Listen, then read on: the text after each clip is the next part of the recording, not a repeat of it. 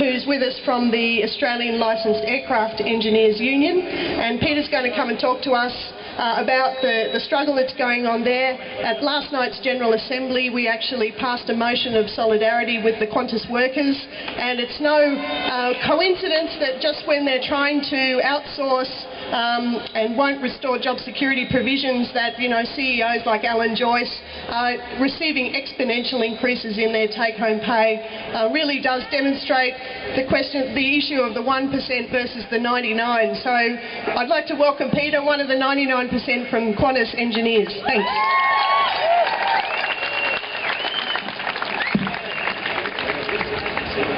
You sure? No, I'm fine. I'm okay. Well, look, thanks very much for the invitation, first of all, and we're only too happy to be here and let you know what's happening from our point of view, but also to be part of Occupy Sydney and lend our support to what you're doing. We've been in the middle of an industrial dispute for the last year.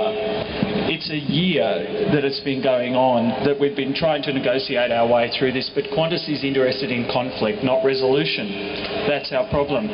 What have you heard about this dispute? You've heard about death threats, and you've heard about companies coming out, other companies coming out recently and saying they've got a problem. The death threat to Alan Joyce, so-called, happened 5 months ago. It was signed by the person who sent it. The police investigated and cautioned them. That's the type of thing we've been up against to get our story through.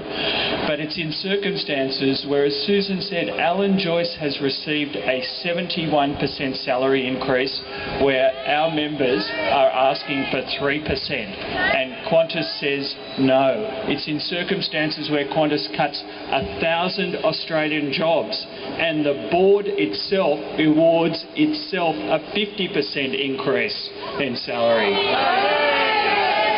It's about Qantas offshoring those jobs and taking that money out of the pockets of Australian workers and their families and the people who depend on them.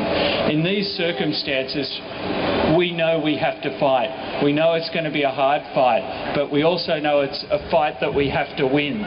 These are good Australian jobs.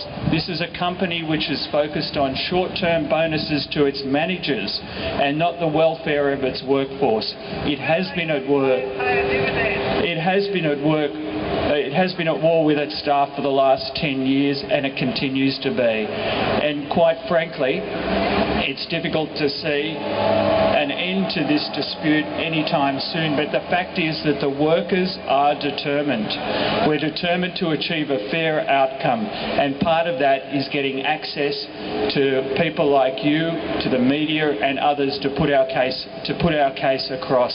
So thanks very much for the invitation today, and thanks for spending a bit of time to listen to what I've had to say.